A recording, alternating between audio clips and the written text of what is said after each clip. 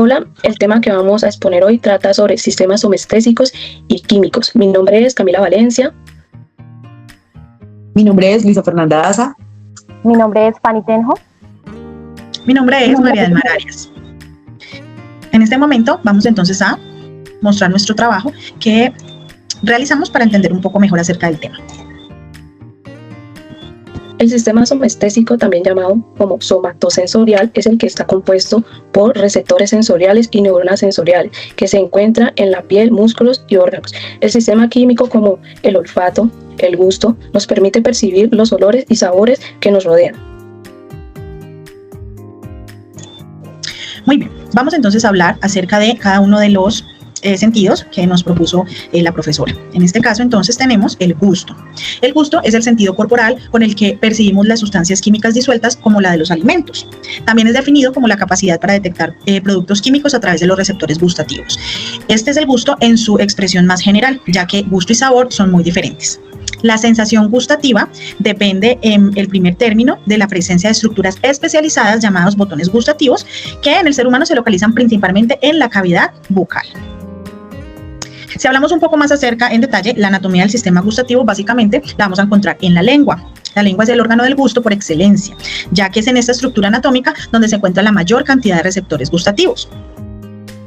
En la lengua vamos a encontrar las papilas linguales y las células gustativas y ya vamos a entender por qué son diferentes, o más bien cómo se relacionan una y la otra. Para esto, primero vamos a mencionar las modalidades básicas del gusto. Aquí yo sé que esta imagen muchas veces ya la hemos visto. Básicamente es la distribución de cómo nuestra lengua y todo el tema de las papilas linguales y demás perciben el sabor, ya hablando de manera más específica a través del gusto.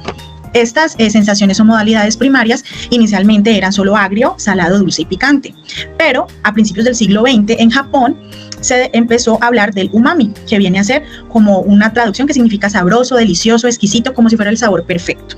Y ahora, por eso ya se agregó a las modalidades básicas del gusto. Entrando en detalle, las papilas linguales, dependiendo del tipo, presentan una distribución específica en el dorso lingual de la lengua, o sea, en la parte de aquí arriba de nuestra lengua. Encontramos 4 que también definen su forma. Están las calciformes, que se encuentran en la parte profunda de la lengua, como las vemos aquí. Están las foliadas, que están en la parte lateral, pero más al fondo, en toda la parte de la punta y los lados laterales, hasta el medio se encuentran las filiformes, y en toda la mitad, ¿cierto?, de la lengua están las fungiformes. Encontramos las células gustativas. Este dibujo define muy bien cómo vamos a hablar de la anatomía del sistema gustativo. Tenemos la lengua. Ya vimos las posiciones de las papilas gustativas o linguales y dentro de cada una de las papilas gustativas están los botones gustativos o las células gustativas. También son llamados botones gustativos. Tenemos agrupaciones aproximadamente de 30 a 100 células que permiten percibir muy bien el sabor. Forman una estructura individual en forma de roseta, como lo vemos aquí. Se encuentran inmersos en el epitelio de las papilas linguales y también han sido localizadas en la mucosa del paladar, faringe, laringe y epiglotis. Estos descubrimientos pues se han dado ahora último. Cada día la ciencia avanza un poco más porque inicialmente únicamente se creía que estas células gustativas estaban en las papilas linguales. Dependiendo del tipo de la papila lingual, asimismo varía el número y la ubicación. Por ejemplo, en las papilas calciformes existen miles y están distribuidas en sus paredes laterales. En las papilas fungiformes presentan uno o pocos en su superficie apical. Apical significa que es en la parte superior de la célula epitelial, es decir, que mira hacia el exterior de un órgano, en este caso la lengua. Y por ejemplo, aquí en las papilas foliadas contienen cientos de botones ubicados en sus zonas laterales. A eso nos referíamos con que las células gustativas se pueden ubicar dependiendo de la papila. Tenemos entonces 2 teorías para representar la información gustativa en la periferia. Una es la línea marcada. Aquí se creía que cada uno de los puntos donde se encuentran las papilas linguales solamente podían percibir ese sabor. Es decir, si yo consumo algo amargo, solamente todos los receptores que están relacionados con el sistema nervioso central van a percibir ese sabor amargo y no más, ¿sí? Lo mismo si es salado o si es dulce. Pero ya en la teoría computacional se encuentra entonces que podemos de un mismo alimento, la lengua en conjunto percibir muchos sabores al mismo tiempo, ¿sí? Inclusive se ha determinado que en cada uno de estos sectores de papilas también se pueden percibir otros sabores, no solamente el que está determinado ya previamente, sino que poco a poco se ha ido descubriendo que este grupo de papilas también puede percibir otra clase de sabores. Y ya entrando un poco más en la vía nerviosa del sistema gustativo, nos damos cuenta que, este dibujo es muy claro. Básicamente lo que tenemos aquí es el origen, ¿cierto? Cada una de las ubicaciones de nuestras papilas, dependiendo de su ubicación en la lengua. Después tenemos el trayecto tenemos el nervio gustativo, aquí lo podemos ver. En estos intervienen el nervio vago, que hace parte del nervio craneal o del par craneal 10, el nervio glosofaringeo, que hace parte del nervio craneal 9, y el nervio facial, que hace parte del nervio craneal 7. Y luego ya llegan entonces a las vías gustativas centrales, como es la corteza gustativa, que está aquí cerca al tálamo.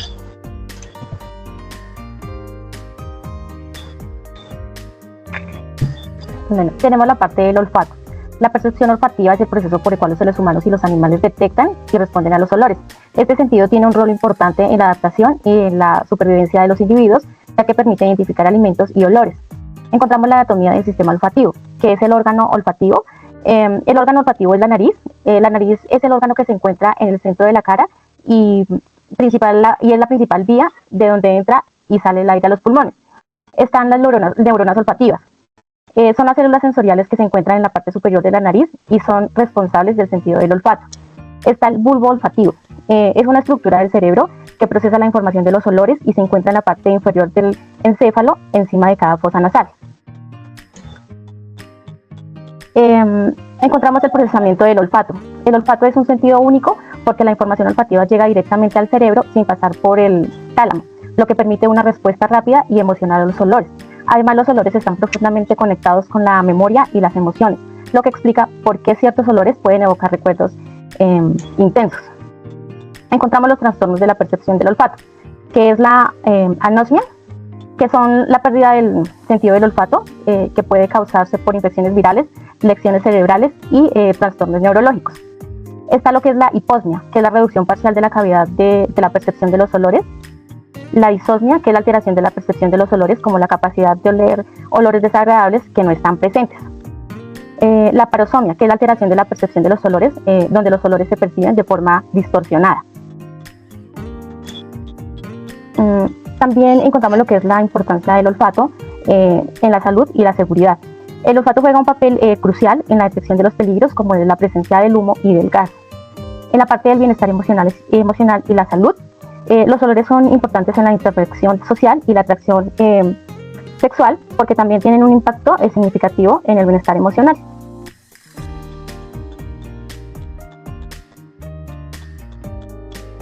Bueno, cuando hablamos del tacto, hacemos referencia a el órgano de los sentidos que se encarga de los estímulos táctiles. Este se caracteriza por ser el órgano más extenso porque es una capa, una membrana que recubre absolutamente todo el cuerpo, a lo que hoy en día conocemos como piel, y pues que está distribuida cubriendo todo el cuerpo de los seres humanos, sin importar el tamaño, la forma o la estatura de la persona. Pasamos, por favor. Gracias. Dentro de los procesos que se desarrollan dentro del mismo sentido está el percibir sensaciones, el reaccionar, el desarrollarnos y el interactuar con el entorno. Estos son procesos que al desarrollarnos a medida que vamos creciendo van generando un estímulo diferente y unas reacciones diferentes. Seguimos, por favor. Dentro del tacto encontramos los receptores nerviosos. Los receptores nerviosos tienen cada uno una función, como el corpúsculo de Meissner, que es el que percibe la forma, el tamaño y la textura de las cosas, de los objetos. El corpúsculo de Pacini, que es el que percibe la presión, cuando tenemos esta sensación o la generamos en otra persona, por ejemplo, con la yema de los dedos en las muñecas o en los brazos o en los miembros inferiores. El corpúsculo de Ruffini, que es el que percibe la temperatura. El corpúsculo de Krauss, que es el que percibe el frío. Seguimos, por favor. Entonces encontramos las partes del tacto, que son 3 capas de piel que tienen una función cada una. La epidermis es la capa más externa y es la primera a recibir todos los estímulos de los que ya hemos hablado. Tenemos la dermis, que es la capa de la mitad, es la más gruesa, ahí se encuentran receptores táctiles y es donde hay el nacimiento y el brote de los vellos o de los pelos, como comúnmente se les llama. Y la última, que es el tejido subcutáneo, que es la capa más profunda de la piel. Este tejido es como si fuera un tejido, usualmente se le llama tejido adiposo porque es como si fuera una grasita. Y dentro de los procesos de la función, cuando hablamos del tacto, vemos en nuestra imagen cómo es el orden de los estímulos. Entonces, primero las células nerviosas de la piel detectan el tacto, que es el sentido, cuando por ejemplo lo que les decía, que generamos presión. Luego estos estímulos eléctricos van a la médula espinal, que es quien la transporta, y genera la información en el cerebro de que algo está pasando, de que nos están tocando, o nos están haciendo presión, o nos están pellizcando, o cualquiera de las sensaciones que nuestro cuerpo esté percibiendo en ese momento. Y por último sucede la interpretación de la información, que es donde generamos una reacción. El mismo ejemplo que les he estado poniendo de cuando nos hacen presión en la mano, por ejemplo, si nos genera dolor, pues nuestra reacción puede ser una reacción reactiva, o nos puede causar llanto, o nos puede causar molestia. Esta es la forma en la que el tacto se desarrolla y lo que usualmente se desconoce o tenemos poco conocimiento de lo que pasa alrededor de este órgano del sentido. Bueno, en esta parte hablaremos sobre las conexiones entre los sentidos, pero hagamos un breve repaso a los aspectos básicos de las funciones y relaciones.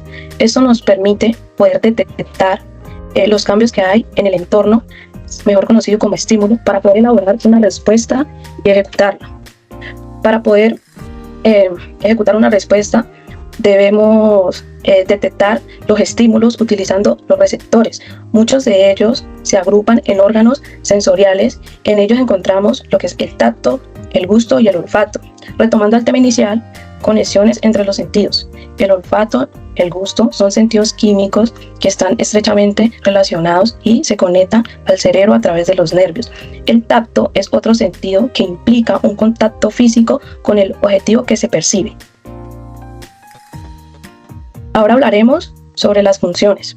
Percepción del sabor y seguridad alimentaria.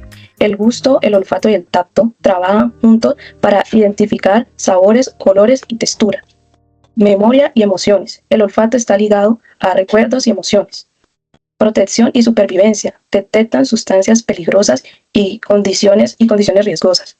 Bueno, con esto hemos culminado nuestra exposición. Muchas gracias, profe, por la atención prestada. Nos despedimos. Gracias.